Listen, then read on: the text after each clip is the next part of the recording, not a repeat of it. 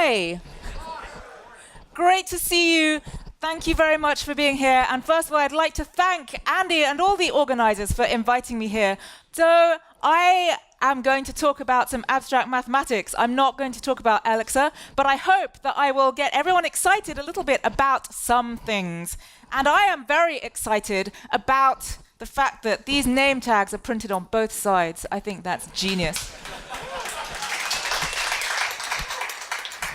So I am a mathematician, but I have been writing books and speaking to general audiences more because it makes me sad that people don't get excited about abstract mathematics in the way that I do, because I think it's relevant to everyone and everything because of it being about how to think, not just about how to calculate things and how to solve problems, but it's about how to think, and wouldn't it be better if everyone could think better, especially at the moment.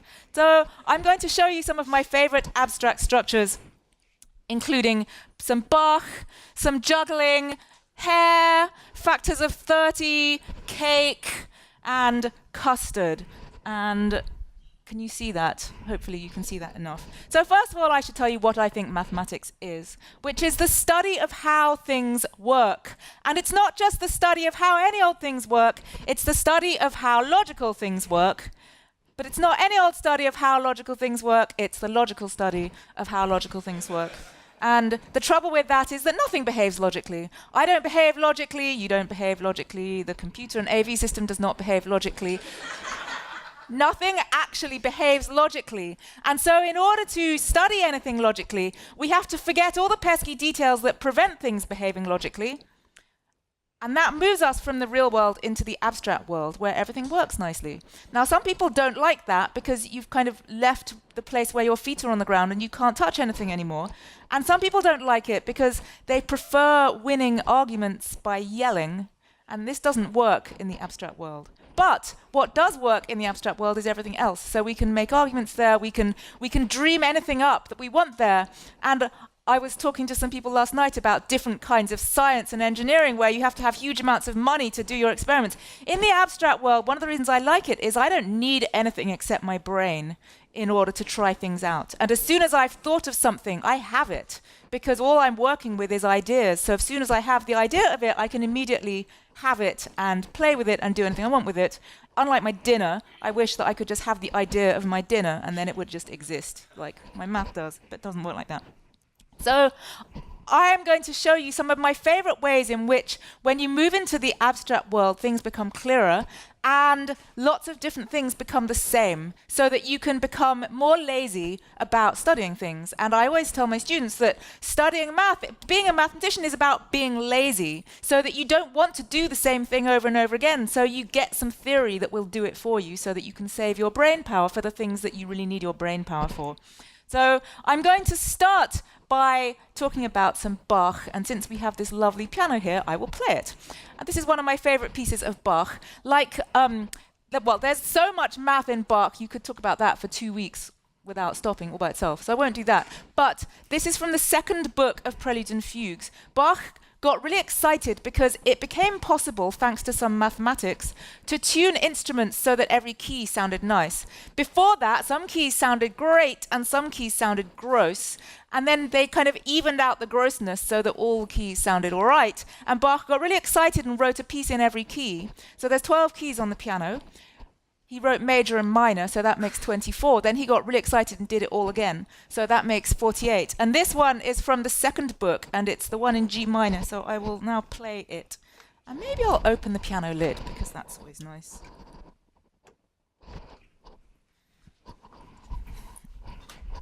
Right, I'm not going to fall off the stage. Good.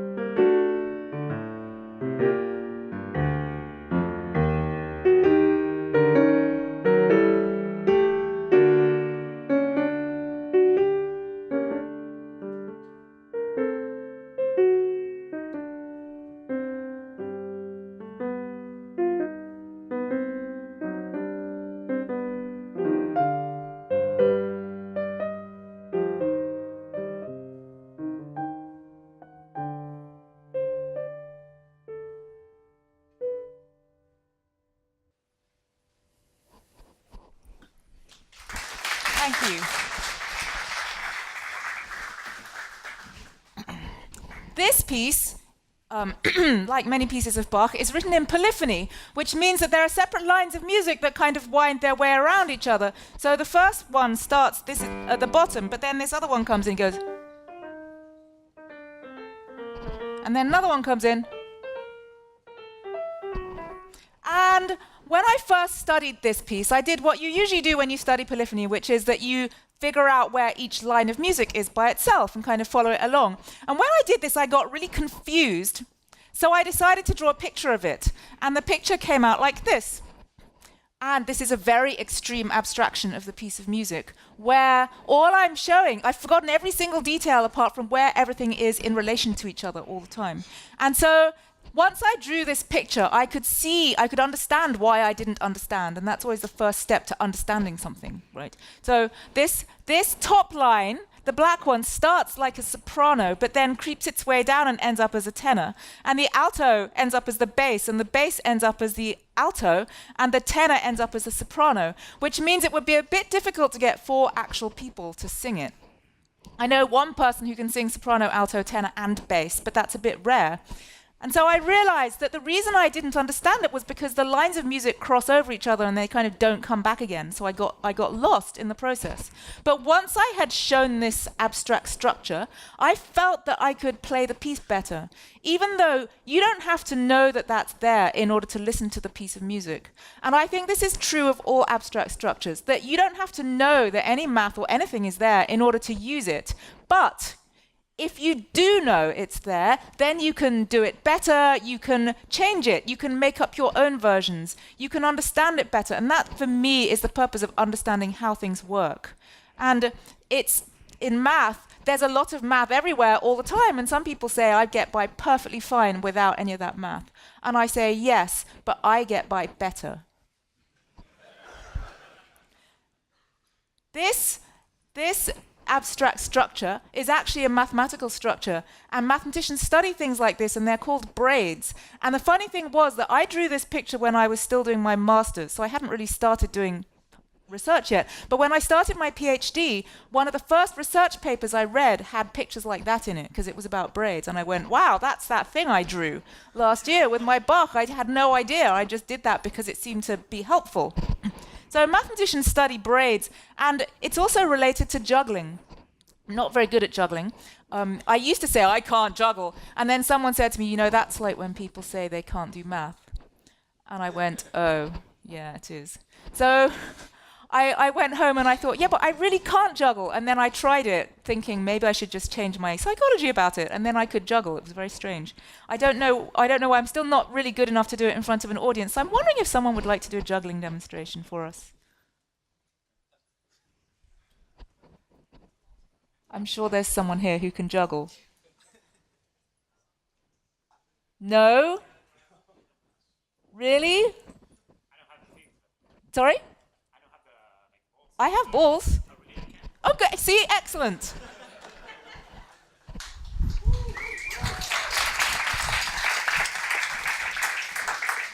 Thank you very much, Emiliano.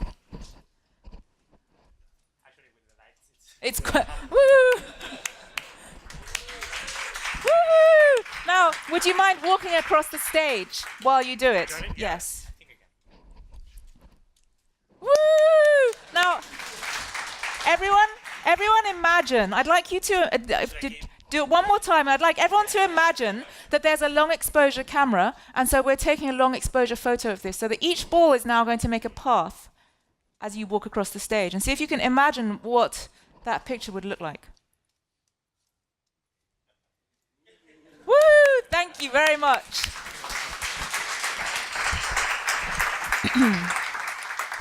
So here's a picture that I made with some illuminated juggling balls in the dark. It was not me juggling. When I did it, it was very wonky. So this is an 8-year-old boy that we found at the school who could do it. Here's one I made digitally. So maybe you can see now we get the hilarious slow motion juggling demonstration that if I start with the green and the red balls in my right hand, then the green one goes across like this, and as I'm moving, the blue one goes under it, and as it's going, the red one goes under that, and then as that's going, the green one goes under that, and so on. And if I turn it this way, you can see it's the same as the braid in my hair. And the thing about braids in hair is that you only need one band at the end to hold it together. That's the whole point about how this braid works. I once tried to braid my hair like the Bach braid. It didn't work very well because I would have needed a band here, a band here, a band here. This green strand is just floating around doing nothing. So is that black one. Whereas with this one, you can see if I take that one band out and kind of pretend I'm in a shampoo commercial, which I always wanted to do when I was little, then you can see that was the only thing holding it together. And that's what mathematicians study with braids. They study how tangled up they are, whether you could wave them around and turn them into something else, because really it's just the same thing looked at from a different angle. The fact that this is so looped up that you can't get it apart except by taking the band out. Whereas this one, if you move that green strand across there, it won't affect the red and the blue strands, but the red and the blue strands are definitely linked together. And this was something that mathematicians first studied just for fun because it seemed interesting. And a lot of math starts just for fun. And a lot of things that become interesting research are just there out for the sake of curiosity at the beginning. And I think that much too often, math especially suffers from the burden of being required to be useful. Whereas actually most great math started as fun and the uses came much later. And I like to say this would be like introducing a friend and saying, I'd like you to meet my friend, they're really useful. Which does not make them sound very interesting. But this became useful later, because now it's related to all sorts of things. This is really a field of topology, but it's related to things like concurrent processes and seeing whether systems crash. And there are people who do this kind of thing in category theory for nuclear power stations to see whether things are going to go wrong. It might also be related to early diagnosis of Alzheimer's disease, which is about maybe how brain cells are tangled up. Possibly they get tangled in the wrong way by a mutation. And then you need a way of discovering if the tangle is really a different tangle or it's the same one viewed from a different angle. And you can't just stick your finger in someone's brain and pull out a brain cell and wave it around to see if it's the same or not. So this is an abstract mathematical structure. Because I couldn't braid my hair like this, I made it into a pie instead. This is my Bach pie. It's banana and chocolate. So it's a Bach pie. Now, something that seems more mathematical, factors of 30. Maybe we can remember what the factors of 30 are. They are 1 and 2, 3, 5, 6, 10, 15, and 30. Very good. Not very interesting. Bunch of numbers in a straight line. We live in a three-dimensional world, so we write on two-dimensional pieces of paper in one-dimensional straight lines. And as a result, we squash a lot of our thoughts into a one-dimensional straight line just for convenience sake, but often it doesn't really want to be in a one-dimensional straight line. And I like to think this is the difference between the old-fashioned books that were kind of all in order and the internet, which is definitely not in a straight line. And this is why I don't like to tidy up the papers on my desk, because they have natural geometry in 3 dimensions. I don't want to force them into 1 dimension. That's what I say anyway. Mathematicians are great at making arguments that no one can argue with. So I'm going to show the natural geometry of this situation by showing which numbers are also factors of each other. So I'm going to make a kind of family tree with 30 at the top as the great-grandparent, and then 6, 10, and 15 go into 30 with nothing in between, and 5 goes into 10 and 15, 2 goes into 6 and 10, 3 goes into 6 and 15, and 1 goes into 2, 3, and 5. So now we see it's the vertices of a cube, which is much more interesting than a bunch of numbers in a straight line. And it's a cube standing on its corner, so we see a symmetry of it that we don't usually think about with cubes. But it's quite nice, and it's related to braids. Because if I turn this into an actual cube and think of it as a present, I can wrap up this present using different colors of ribbon. So I'm going to have the color from the right coming in on top, I can make up any rules I want. I always say this to my students. You think math is about other people making up rules and imposing them on you. I hate following other people's rules. I like making up my own rules. And lots of mathematicians, that's what we're all like. And in research math, you make up your own rules and you see what happens. The worst that happens is that your whole world implodes. You have a contradiction, but that's all right because it's an abstract world, so you can just move on and do the next world. So I'm going to follow the colors down the sides here, and I need a third color to come across here. Now, on this side, I'm going to start the ribbons in the same places. So the blue is still starting here and the red is starting here, but I need to follow the ribbons down this configuration of faces. So it comes out like this. And then hopefully you can see that if I shuffle the red and blue crossing down and shuffle this green ribbon up, this braid becomes that braid. And so mathematically, according to mathematicians' notion of the same braids, these are the same braid because they're just shuffled around a bit. And this is some fancy thing in topology called the third Reidemeister move, which mathematicians like giving things fancy names because it makes us feel clever. And unfortunately, lots of people get their self-esteem from knowing things that other people can't do. But I prefer to tell everyone and just like I'm that, like the masked magician who gave away all the magician's secrets. I'm that. I want to tell everyone everything. So the thing with the squares in the background is something in higher dimensional algebra called the Yang-Baxter equation. And this is also something that came up in my research when I was doing my PhD. And then I thought, wait, what if I do this to my Bach braid? So what I did there was I had a present and I wrapped it up with ribbon. What if I reverse engineer it? So I've started with this braid. Can I make a present that's the exact correct shape to be wrapped up by this braid? And I looked at it and I looked at it and I thought, I think it's a cube. It's a cube. And I did exactly what I do every time I prove a mathematical theorem. I went, oh my God, it's a cube, it's a cube. And then 2 seconds later I went, I'm probably wrong. And then 2 seconds later I went, I bet everyone in the world knows this apart from me. And then 2 seconds after that I went, maybe it's trivial. So I showed it's not trivial because not every braid will make a cube because you do need 6 crossings. So then I thought maybe every 6 crossing braid makes a cube. And that's also not true because you could just take 2 strands and go cross, cross, cross, cross, cross, cross, and that wouldn't make a braid. I don't know why it makes a cube. I phoned my friend, the one who can sing soprano, alto, tenor, bass, because I thought he'd be interested. And I said, oh, it's a cube. And he said, I think it shows that Bach was communing with the spirit of the Platonic solids. And I don't think that's what it is. But I don't know what it is. And I don't really care that I don't know what it is. And I don't really know if it has any use at all. I just think it's really cool and that's enough for some things. Some other things that are really cool is cake. And cake is my favorite thing to bake and to cook. I really am more interested in making dessert because it has no nutritional value whatsoever. And so it exists only to give me pleasure, which I like. And Battenberg cake is one of my favorite kinds of cake. It's very English sort of cake. The Great British Bake Off has recently become a thing here, and so more of my American friends now know what Battenberg cake is. But the point is, it's sort of based on maybe the crest of the Battenbergs. Maybe that's a myth. But you have 2 colors of cake, and you definitely don't want the same color of cake to touch the same color of cake, because that would be terrible. But it's also a mathematical structure. And so we could make a little multiplication table of 1 and -1. So here we put 1 times 1, which is usually 1. And here we put 1 times -1, which is -1. And here we put -1 times -1, which is 1. So it's a Battenberg cake.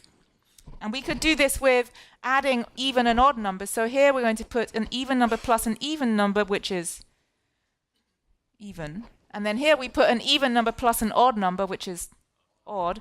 And here we put an odd number plus an odd number, which is even. So it's a Battenberg cake. And we could try this with multiplying real and imaginary numbers. And maybe you don't know what an imaginary number is, or you've forgotten. But I'm going to tell you it's a Battenberg cake. But it's that thing that happens at school where they say you're not allowed to take the square root of a negative number. And then the next year they go, okay, now we're going to take the square root of a negative number. So here we're going to put a real times a real, which is real. Here we're going to put real times imaginary, which is imaginary. And here we're going to put imaginary times imaginary, which is real. If it's going to be a Battenberg cake, it must be real. So here it is. It's a Battenberg cake. And my current favorite example of a Battenberg cake is about tolerance and intolerance. So if you are tolerant of tolerant people, I think you are tolerant. But crucially, I think that if you are tolerant of intolerant people, I think that you're actually intolerant. And I think that people sometimes tie themselves up in knots about whether, as a tolerant person, you're supposed to tolerate everyone. I think you're not. And I think actually that if you are intolerant of intolerant people, I think that that makes you tolerant.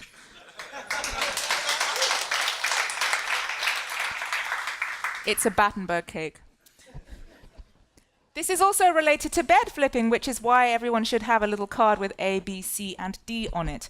Mattress flipping is what we're supposed to do every season to stop our fat bottom from pressing into the same part of the mattress all year. I never do it because I'm much too lazy. But it does produce an interesting mathematical structure. So there is a problem with real-life math questions, because usually they're completely contrived and stupid. Like my favorite one, which said, you have 1 meter of string, you use 35 centimeters of it to tie up Joe, and you use 30% of it to tie up Eddie. How much do you have left to tie up Sally? A friend of mine sent me this. This was her child's actual homework.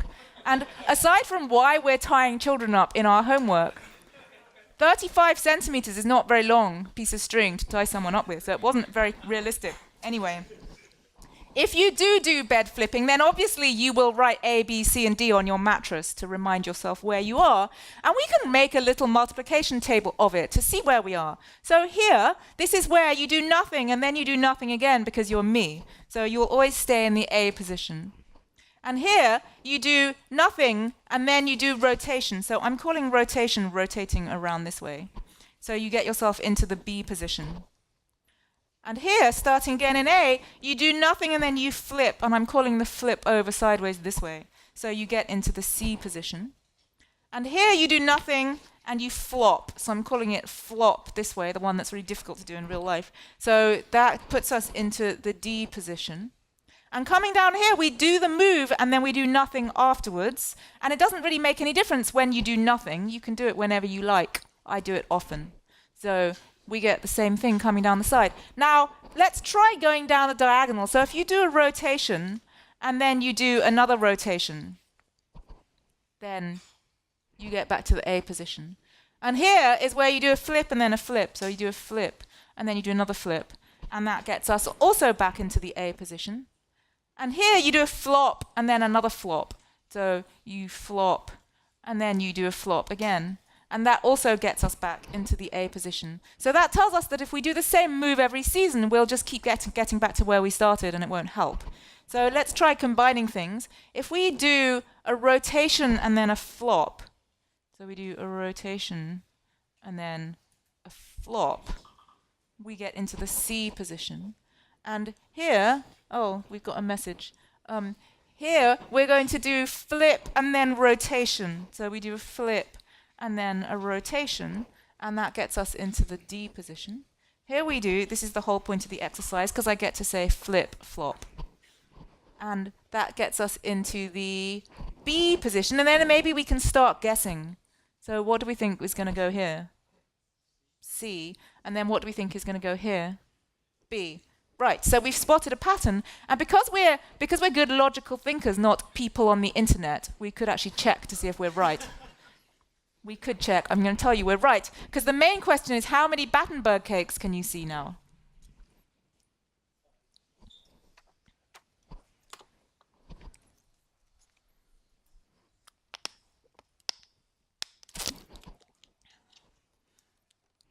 So there's these ones here. There's these ones here. There's one in the middle. But then there's the big one. The whole thing is a Battenberg cake, each of whose cakes was already a Battenberg cake. I call this the iterated Battenberg cake. Here's an iterated Battenberg cake that I made. If you make one of these, you have to cut off so much cake to make it fit together. You end up with almost more leftover cake than cake. And then you make lots of friends. So here I've written on the letters to say what it is that we've done. It's the iterated Battenberg cake, because I've iterated the process of Battenbergification. And Battenbergification says I just need two, it's like painting by numbers. I have spot one, spot two, and I just need to say what goes where. So this can be yellow and pink, it could be chocolate and more chocolate, it could be a bunny and another kind of bunny, it could be one kind of Battenberg cake and another kind of Battenberg cake to make the iterated Battenberg cake. Mathematicians and I dare say people who work with computers love iterating things, because if you can do it once, why not do it again and see what happens? We're kind of like small children who like just playing the same game over and over again. So iterating this is really great, but it's also actually a quite high-level abstract structure that I was teaching my second-year algebra students. Usually you wouldn't do this unless you're a math major and you're taking some advanced algebra, and they were confused about this structure, which is actually the Cayley table of the Klein 4 group, but whatever, it's an iterated Battenberg cake. Here is an extreme abstraction of the Battenbergification, because I only had to tell you what goes in spot 1 and what goes in spot 2. And then once I've told you what we're doing is Battenbergification, you know what to do. So this is all the information I need to tell you. And sometimes math is about finding, abstract structures are about finding the most efficient representation of a situation so that we don't waste time. So this could be yellow and pink, it could be light brown and dark brown, it could be bunny 1 and bunny 2, it could be cake 1 and cake 2. But what is cake 1? Cake 1 is already one of those, and cake 2 was just one of those. So I could go ahead and put this diagram for cake 1 in the place where it says 1. And I could put this diagram for cake 2 in the place where it said 2. And now this is a very extreme abstraction of the iterated Battenberg cake. And it's another type of abstract structure that mathematicians study. They're called trees because they look a bit like trees. I'm sure you've all seen many trees. People get into funny arguments about whether trees should start from the top and grow down, because trees obviously start in the sky and their branches grow down. Or sometimes people think they should go sideways because trees, well, anyway, the point about an abstract structure is it doesn't matter which way up you draw it because it's showing connections between things rather than actual things. If you want it to be upside down, you can stand on your head. Go ahead. So trees, the great thing is you can read them either way up. You can read them as something starting at the bottom and splitting up, or you can read them as things starting at the top and joining together. And one of the things I love about abstract structures is that versatility where you can switch between different points of view because you've gone into the abstract place and it encompasses both points of view. So trees come from sticking things together. For example, here are two different ways of sticking three things together. And we can ask whether we get the same answer. For example, if we add numbers together, if our process is adding numbers together, we could do 4 plus 4, which is 8 usually, and then we could add 2 afterwards and that makes 10. And usually we represent this in a one-dimensional straight line and we have to use these slightly annoying parentheses, when really it's about a little tree and a branch moving from left to right. So this other way around says add 4 and 2 together first, which makes 6, and then you add the 4 afterwards, which makes 10, and it's the same. Usually it's represented with the parentheses on the other side because we have unfortunately written ourselves into a straight line. And we know that this is the same because of the associative law for addition. But life isn't math. And when we study things that are more interesting than numbers, different things happen. And I never study numbers in the work I do. There are way more interesting things to study than numbers. For example, egg yolks and sugar. If you mix egg yolks and sugar together, and then you mix in some milk and you heat it up, you get custard. If you do it the other way around, if you mix sugar and milk together first, and then you mix in the egg yolks and heat it up, you do not get custard. So these things are not equal. And in many more advanced mathematical situations, they're not equal. Sometimes they're sort of equal. So for cake, it doesn't really matter. The traditional recipe I know says cream the sugar and the butter together and then beat in the eggs and then fold in the flour and bake it, and that makes cake. But it turns out, especially if you have an electric whisk, you can just kind of chuck everything in a bowl and go whirr, and it'll be okay. And so but we can look at all the possible ways of doing it. So here are all the different ways of making those trees branch together. And I took all the ingredients for cake into one of my classes at the School of the Art Institute, and we made cake in all these different ways to see what would happen. So this one says, mix the butter and the eggs together first. That's kind of gross. And then mix the sugar in. But then if you put the flour in after, as long as you beat it hard enough, it's kind of okay. This one is interesting because it says, first mix the sugar and the butter. Oh, now I need an extra bowl. Because here I need to put the eggs and the flour together separately and then mix the results afterwards. If you're lazy like me, you don't want to have to wash an extra bowl. So this is bad. But it also kind of comes out all right in the end. And we made all these things. They all looked about the same at the end of it. But we didn't have any ovens because it's art school. However, I went and talked at the Culinary Institute of America. They do have ovens. And so I had 5 pastry chef students who made cake in these different ways. It wasn't exactly a very controlled experiment, but we baked it afterwards. And what happened was that they all came out like cake. It's just some of it rose more than others. So this one was definitely the easiest to get to work, especially if you don't have an electric whisk. But this one and this one also rose perfectly fine. These two were pretty flat, but they were still like cake.